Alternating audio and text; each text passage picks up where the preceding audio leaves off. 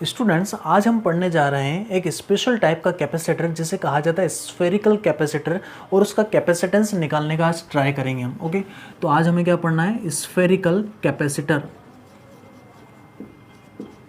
Spherical capacitor, okay, spherical capacitor. तो सबसे पहले इसका कंस्ट्रक्शन देखते हैं कि किस तरह का स्फेरिकल कैपेसिटर बना होता है। ओके, और इसके बाद में हम क्या निकालेंगे, इसका कैपेसिटेंस फाइंड आउट करेंगे। तो ध्यान से देखें, हमें पता है कि कैपेसिटर क्या होता है। एक इस तरह का अरेंजमेंट होता है जिसके अंदर दो कंडक्टर लेते हैं, एक कंडक्टर को पॉजिटिव चार्ज देते हैं और दूसरे कंडक्टर के ऊपर उतना ही नेगेटिव चार्ज देते हैं। दोनों को पास पास रखा जाता है और जितना ज़्यादा पास में रखेंगे उतना ज़्यादा कैपेसिटेंस होगा। और इस तरह से जो एक सिस्टम बनता है उसे क्या कहा जाता है? कैपेसिटर कहा जाता है। तो आइए देखिए स्फेरिकल कैपेसिटर। स्फेरिकल कैपेसिटर में स्टूडेंट्स दो इसमें इनर शेल लेते हैं ना, दो स्फेरिकल शेल लेते हैं, टू स्फेरिकल शेल, ठीक है, हो सकते हैं वो खोखले हों, स्फेरिकल शेल। तो यहाँ पर क्या करते हैं, हम दो स्फेरिकल शेल लेते हैं। जैसे देखिए यहाँ पर पहला हमने एक स्फेरिकल शेल लिया है, ठीक है, खोखला गोला लिया है, सॉलिड भी हो सकता है, पहला स्फेरिकल शेल लिया है। इसको हम क्या करते हैं, कुछ चार्ज देते हैं। कितना चार्ज देते हैं? +Q चार्ज देते हैं।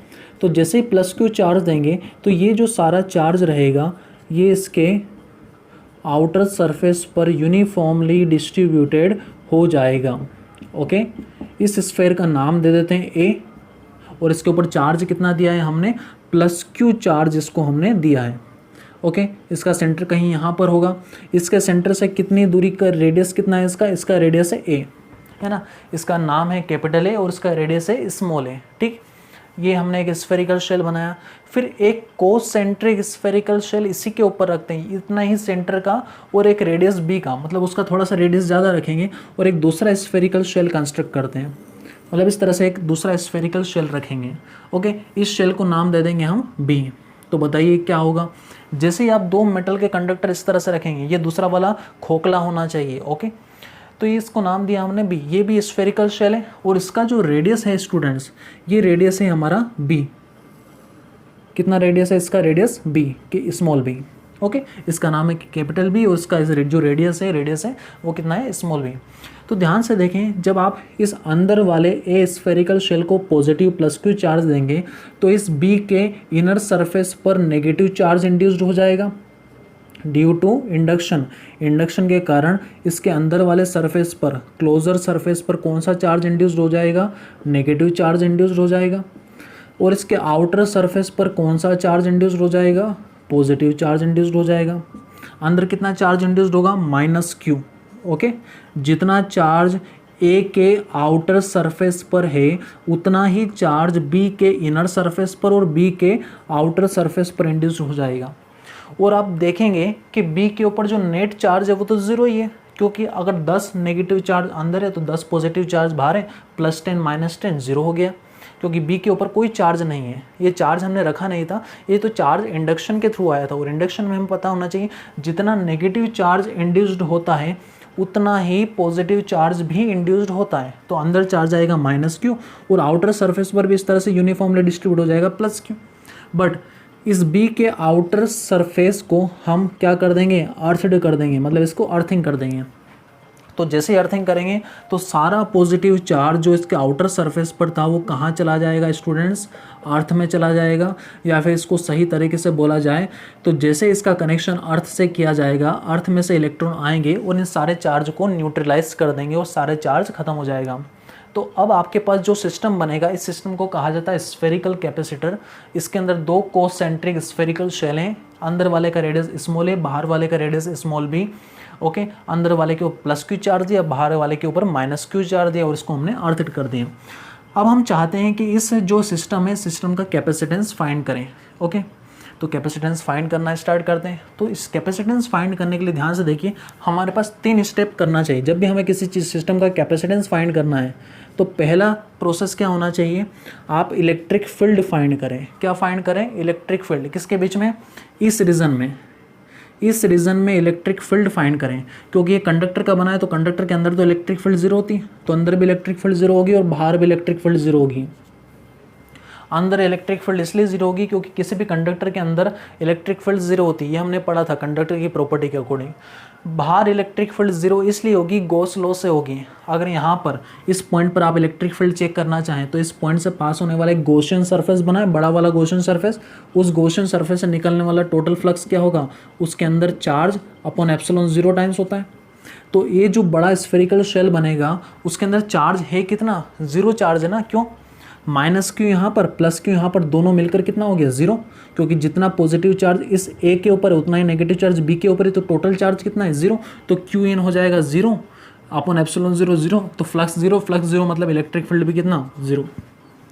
इसका मतलब इस ए के अंदर भी इलेक्ट्रिक फील्ड 0 और बाहर वाले रीजन में भी इलेक्ट्रिक फील्ड 0। इलेक्ट्रिक फील्ड केवल कहाँ पर, कौन से रीजन में एग्जिस्ट करेगी, इस दोनों के बीच में। ये जो आपको स्ट्रिप दिख रहा है इस तरह का सर्कुलर स्ट्रिप, इस स्ट्रिप के अंदर केवल इलेक्ट्रिक फील्ड एग्जिस्ट करेगा। तो हमारा पहला काम तो ये रहेगा इस इलेक्ट्रिक फील्ड को निकालना। Okay, first we want to calculate the electric field between this two spherical shell. Okay, ये इलेक्ट्रिक फील्ड कैलकुलेट करेंगे बाय यूजिंग गॉस लॉ। किसकी हेल्प से, गॉस थ्योरम की हेल्प से हम इसको इलेक्ट्रिक फील्ड को डिड्यूस करेंगे। दूसरा, पोटेंशियल डिफरेंस निकालेंगे। क्या निकालेंगे, potential difference delta v by using this formula minus e vector dot delta r vector, initial से फाइनल। और डेल्टा वी को कितना लिखते हैं, v final minus v initial. तो ये पोटेंशियल डिफरेंस कैलकुलेट करना है। और जैसे ही आपको पोटेंशियल डिफरेंस पता चल जाएगा तो आपको केवल फॉर्मूला लगाना है, C is equal to Q by V. Q क्या होता है, चार्ज ऑन कैपेसिटर। और कौन सा charge, charge on positive plate of capacitor. Positive plate या पॉजिटिव स्फेरिकल शेल के ऊपर कितना चार्ज है, divided by V is what, potential difference. This is potential difference. तो ये इस तरह से प्रोसेस होता है। अगर इलेक्ट्रिक फील्ड पता नहीं होगी तो आप पोटेंशियल डिफरेंस कैलकुलेट नहीं कर पाएंगे, और पोटेंशियल डिफरेंस पता नहीं होगा तो कैपेसिटेंस कैलकुलेट करना पॉसिबल नहीं। तो इन चीज़ों को ध्यान में रखिएगा, इन तीनों स्टेप को हमको फॉलो करना है। पहले क्या कैलकुलेट करेंगे, electric field. Okay, electric field इस रीजन में। बताइए इलेक्ट्रिक फील्ड का डायरेक्शन क्या होने वाला है। ये पॉजिटिव चार्ज से नेगेटिव चार्ज की तरफ इलेक्ट्रिक फील्ड होगी, तो इलेक्ट्रिक फील्ड ऐसे होगी, रेडियली आउटवर्ड। क्या लिखा जाएगा, रेडियली आउटवर्ड। इलेक्ट्रिक फील्ड इस तरह से रेडियली आउटवर्ड डायरेक्शन में निकलेगी। आ रहा है समझ में, ये जो एरो बना रहा हूँ मैं यहाँ पर, ये किसका डायरेक्शन है, इलेक्ट्रिक फील्ड का डायरेक्शन है, रेडियली आउटवर्ड। ये है आपका इलेक्ट्रिक फील्ड।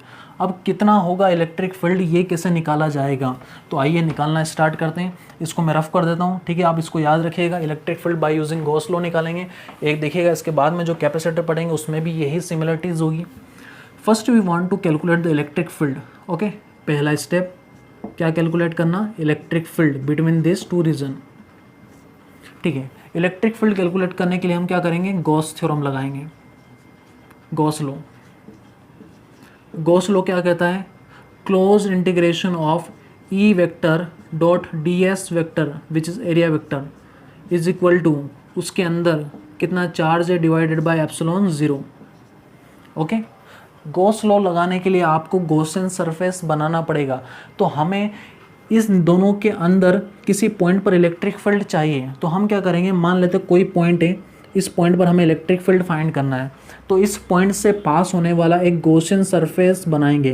क्या बनाएंगे स्टूडेंट्स, गॉसियन सरफेस। ध्यान से देखिए, डॉटेड लाइन बना रहा हूँ, ये हमारा है गॉसियन सरफेस। ये हमने क्या बना लिया, Gaussian surface. GS means Gaussian surface, क्योंकि हमें पता है ना गॉस लॉ तो तभी लगा पाएंगे जब आप एक गॉसियन सरफेस, जो कि एक इमेजिनरी सरफेस होगा, उसकी कल्पना करें। जिस पॉइंट पर इलेक्ट्रिक फील्ड फाइंड करना है उस पॉइंट से पास होने वाला एक गॉसियन सरफेस बनाए, तो बना लिया गॉसियन सरफेस। अब इस गॉसियन सरफेस के ऊपर ये फॉर्मूला अप्लाई करें, तो फॉर्मूला अप्लाई करते हैं। ध्यान से देखिए, ई vector dot d s vector. अच्छा, इस गॉसियन सरफेस के अंदर कितना चार्ज है, ध्यान से देखिए, इस गॉसियन सरफेस के अंदर कितना चार्ज है, इस गॉसियन सरफेस के अंदर उतना ही चार्ज है जितना कि जो हमारा ए स्फेयर है उसके ऊपर चार्ज है, क्योंकि यहाँ पर तो कहीं चार्ज है ही नहीं। जो ए स्फेयर है इसके ऊपर कितना चार्ज है, इसके ऊपर प्लस क्यू चार्ज है। तो हमारे गॉसियन सरफेस के अंदर भी कितना चार्ज होगा स्टूडेंट्स, क्यू इन। बोलिए क्यू इन कितना होगा, कैपिटल क्यू। आ रहा है समझ में, तो क्यू इन की जगह लिख देंगे हम कैपिटल क्यू। ये हो गया हमारा राइट हैंड साइड तो क्लियर हो गई। अब लेफ्ट हैंड साइड के ऊपर वर्क करना, ये भी आप बहुत बार कर चुके हैं, सिंपल सा है।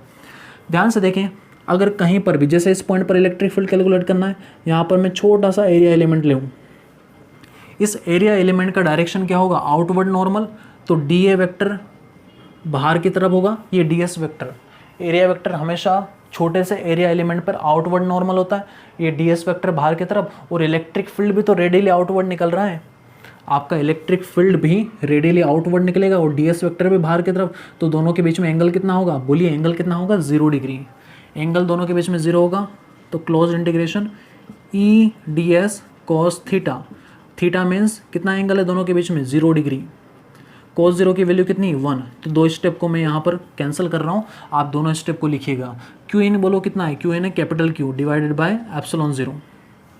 ये जो इलेक्ट्रिक फील्ड है ये यूनिफॉर्म इलेक्ट्रिक फील्ड है, अगर यूनिफॉर्म इलेक्ट्रिक फील्ड है तो ई को मैं इंटीग्रेशन से बाहर निकाल सकता हूँ, इंटीग्रेशन से बाहर निकाल लूँगा तो close integration of d s is equal to total charge inside the Gaussian surface divided by permittivity of free space.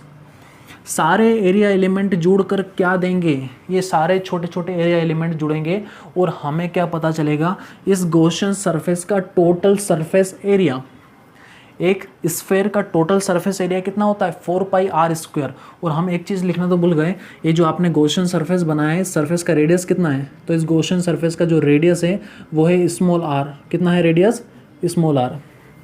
तो याद रखें मैंने यहाँ पर डायग्राम में 3 रेडियस हैं, इस डायग्राम को सही से बनाएं, अंदर वाले स्फेरिकल शेल का रेडियस है स्मॉल ए, बाहर वाले स्फेरिकल शेल बी का रेडियस है स्मॉल बी, और जो गॉसियन सरफेस हमने कल्पना की है उसका रेडियस है स्मॉल आर, और रेडियस कहाँ से मेज़र किया है, रेडियस इस सेंटर से मेज़र किया है, ऐसा आर, ठीक है। तो ये डी एस क्या होगा, ये डी एस जुड़कर total surface area of this Gaussian surface जिसे जो क्या होगा 4 पाई आर स्क्वायर, तो e into 4 pi r means इस गॉसियन सरफेस का रेडियस का स्क्वायर, है ना, आपको पता है स्फेयर का एरिया होता है इस तरह से, क्यू बाय 4 पाई एप्सिलॉन 0। अब इलेक्ट्रिक फील्ड पता चल गया ना आपको, 4 पाई को ओपन में ले जाएं, आर स्क्वायर को ओपन में ले जाएं तो कितना होगा, ध्यान से देखें, ये फॉर्मूला जाना पहचाना मिलेगा आपको, क्यू बाय आर स्क्वायर, इस तरह से लिख सकते हैं इसको फॉर्मूले को, 4 पाई अपॉन में आ गया तो 1/4 पाई एप्सिलॉन 0, क्यू ऊपर है अपॉन में आर स्क्वायर, तो ये है हमारा electric field between this two region, okay. तो ये इलेक्ट्रिक फील्ड होगा किसी भी पॉइंट पर इन दोनों के बीच में, जैसे जैसे आर बढ़ेगा इलेक्ट्रिक फील्ड घटता जाएगा। दूसरा पोर्शन क्या है, दूसरा स्टेप है पोटेंशियल डिफरेंस कैलकुलेट करना। क्या कैलकुलेट करना, पोटेंशियल डिफरेंस, तो मैं यहाँ पर वी से लिख रहा हूँ, वी क्या है, पोटेंशियल डिफरेंस। पोटेंशियल डिफरेंस कैसे कैलकुलेट किया जाता है, higher potential minus lower potential. Higher potential किसको माना जाता है, पॉजिटिव प्लेट का पोटेंशियल ज़्यादा माना जाता है, नेगेटिव प्लेट का पोटेंशियल कम माना जाता है, तो हायर पोटेंशियल में से लोअर पोटेंशियल घटाएंगे तो हमारे पास पोटेंशियल डिफरेंस आ जाएगा, ठीक है। तो दूसरा स्टेप है हमारा पोटेंशियल डिफरेंस कैलकुलेट करना। तो आइए, by using another formula we can calculate the potential difference between this two spherical shell. तो पोटेंशियल डिफरेंस का फॉर्मूला क्या है, v final minus v initial is equal to minus of integration initial to final e vector dot d r vector, e vector dot d r vector.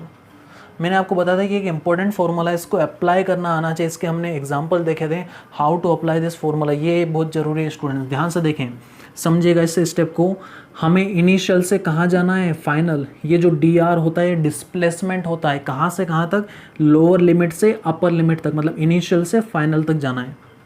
तो हमें potential difference find करना है, v plus minus v minus. तो देखो final potential किसका लिया जाएगा, positive plate का, तो यहाँ पर लिखेंगे वी प्लस, ये हमारा फाइनल पोटेंशियल है, माइनस बाद वाला potential v initial, v initial मतलब वी नेगेटिव, नेगेटिव प्लेट के पोटेंशियल को इनिशियल मान लेंगे, तभी हम इस तरह का डिफरेंस कैलकुलेट कर पाएंगे।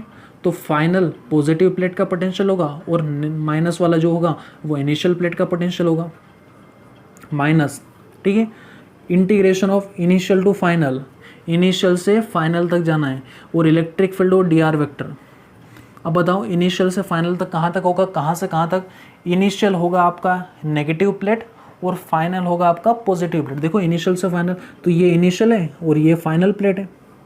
तो नेगेटिव प्लेट से आपको किधर चलना है, पॉजिटिव प्लेट की तरफ चलना है, ये इंपॉर्टेंट बात है यहाँ पर। Minus initial to final, limit लगाते हैं ना, इनिशियल टू फाइनल मतलब इनिशियल से फाइनल तक चलना है। अब इनिशियल कौन है, नेगेटिव प्लेट, और फाइनल कौन है, पॉजिटिव प्लेट। तो हमें नेगेटिव प्लेट से स्टार्ट करना है चलना, और किधर चलना है, पॉजिटिव प्लेट की तरफ चलना है। आया समझ में। नेगेटिव प्लेट का नाम क्या है, ये है आपका स्फेरिकल शेल जो कि नेगेटिव प्लेट की तरह काम कर रहा है और इसका नाम क्या है, बी। और पॉजिटिव प्लेट की तरफ चलना है तो पॉजिटिव प्लेट जो है, पॉजिटिव स्फेयर, इसका नाम है ए। तो हमें स्फेयर नंबर बी से स्फेयर ए पर जाना है। आया समझ में, बी से कहाँ जाना है, ए पर जाना है। अब जब बी से ए की तरफ जाएंगे तो इलेक्ट्रिक फील्ड और डी आर, हमारे चलने का डायरेक्शन और इलेक्ट्रिक फील्ड के बीच में एंगल कितना होगा, ध्यान से देखिए आप। इधर मैं डायग्राम बना देता हूँ इसको वापस।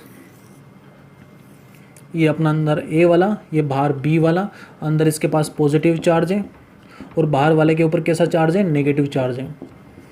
ओके, हमें किधर से किधर चलना है बोलो, हमें नेगेटिव प्लेट से पॉजिटिव प्लेट की तरफ चलना है। मतलब हम इधर चलेंगे डी आर, ये हमारा डी आर वेक्टर आ रहा है समझ में, ये हमारा D r vector, negative plate से पॉजिटिव प्लेट। मगर इलेक्ट्रिक फील्ड का डायरेक्शन क्या है, इलेक्ट्रिक फील्ड तो आपका ए से बी की तरफ है। ध्यान से देखो, इलेक्ट्रिक फील्ड तो पॉजिटिव चार्ज से नेगेटिव चार्ज की होती है, इलेक्ट्रिक फील्ड ऐसा है। तो बताओ इलेक्ट्रिक फील्ड और डी आर के बीच में एंगल कितना होगा, 180 डिग्री, क्योंकि दोनों एंटी पैरेलल हैं। जब दो चीज़ें एंटी पैरेलल होती है तो उनके बीच में एंगल कितना होता है, theta is equal to 180 degree. Okay, तो यहाँ पर रखेंगे e d r cos theta, तो इसको लिख लेते हैं e d r cos theta, theta means 180 degree, और कोस 180 की वैल्यू कितनी होती है, -1। तो यहाँ पर -1 लिखेंगे तो माइनस माइनस कितना हो जाएगा, प्लस, इंटीग्रेशन बी से ए की तरफ ई d are, potential at minus potential at negative plate. Okay, ये हमारा बना है यहाँ पर। अब हमें ई की वैल्यू रखना है, ई की वैल्यू रख देंगे बाय यूजिंग इक्वेशन फर्स्ट से ई की वैल्यू रखना है। अब एक चीज़ याद रखना है स्टूडेंट्स, ये जो डी आर है यहाँ पर, ये जो डी आर होगा वो नेगेटिव होगा। डी आर क्या होगा स्टूडेंट्स, नेगेटिव होगा। क्यों नेगेटिव होगा, ध्यान से देखिए इसको, ई डी आर, आपका डी आर नेगेटिव होगा इसलिए माइनस लगाएंगे यहाँ पर। क्यों लगाया, क्योंकि डी आर नेगेटिव है, 0 से छोटा है, लेस देन है, इसलिए यहाँ पर एक माइनस साइन आएगा।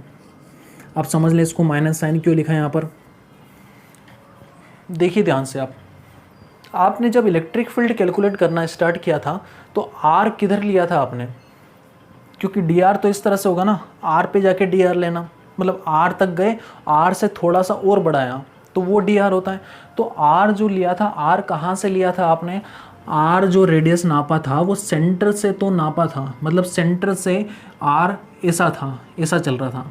मगर हम डी आर कैसे ले रहे हैं, डी आर तो ऐसे ले रहे हैं, हमारे चलने का डायरेक्शन ये है। अगर आर और डी आर अपोजिट होते हैं, अगर डी आर ऐसे चलेंगे तो आर तो घटेगा ना आपका। ध्यान से देखो इधर, ऐसे लिया हमने आर, ठीक है, ऐसे लिया आपने, क्या लिया, आर, इलेक्ट्रिक फील्ड में आर ऐसे लिया। अगर डी आर छोटा सा डिस्प्लेसमेंट आर के डायरेक्शन में चलते हैं डी आर, तो डी आर तो आपका पॉजिटिव होता, क्योंकि final length minus initial length, तो यही तो डी आर होता, तो डी आर ग्रेटर देन 0 था।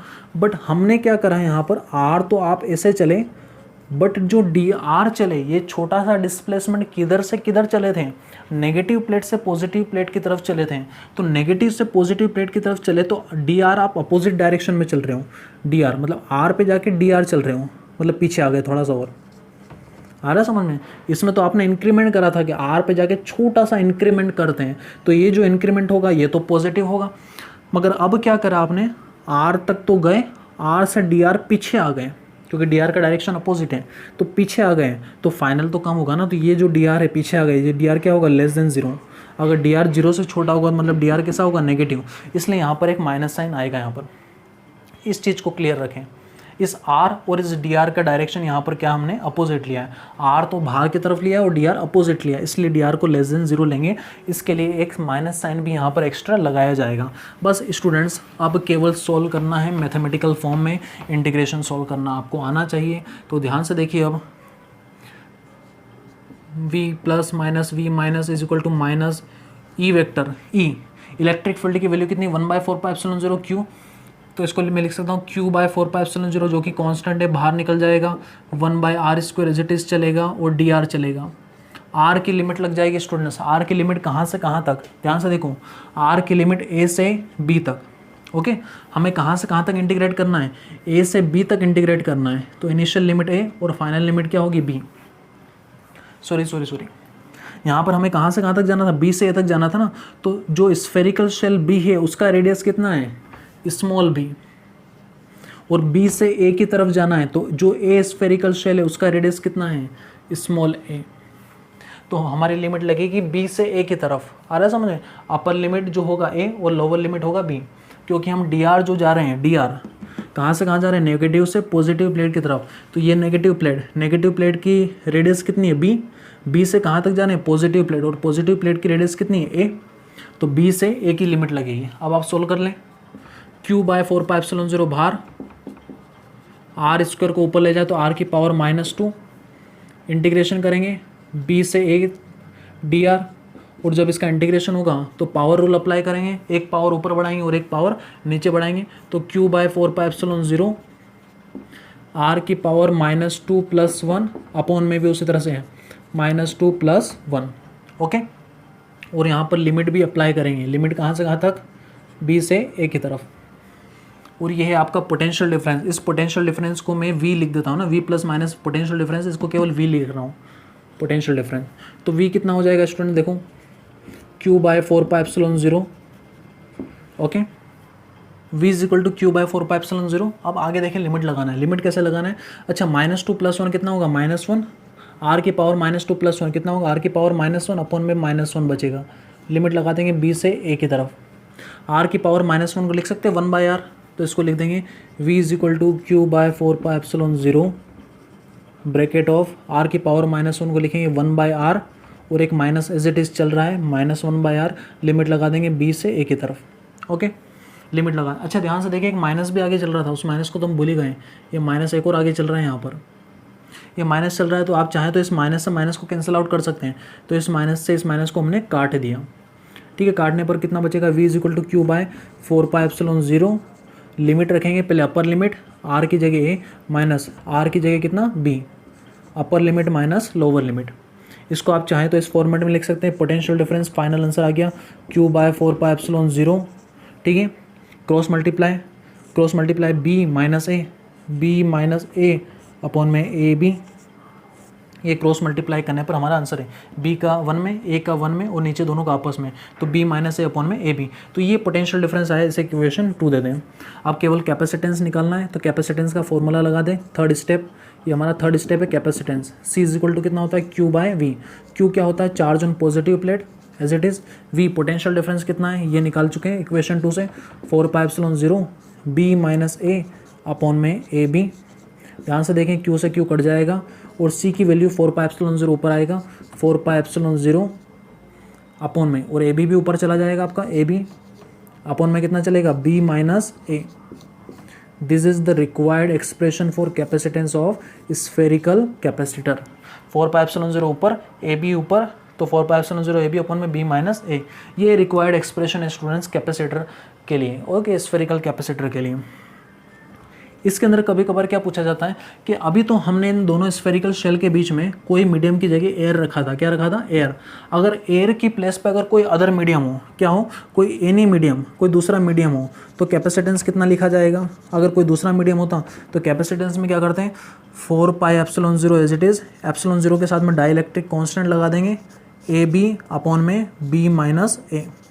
बस केवल ये मॉडिफिकेशन क्या करना है, जब भी कोई मीडियम दे रखा हो तो ε0 के साथ में डाइलेक्ट्रिक कांस्टेंट k को यहाँ पर रख देंगे। तो ये आपका कोई मीडियम के अंदर, दोनों स्फेरिकल शेल के बीच में अगर कोई मीडियम होगा तो मीडियम के अंदर हम इजीली कैपेसिटेंस भी उसका कैलकुलेट कर पाएंगे, ठीक है।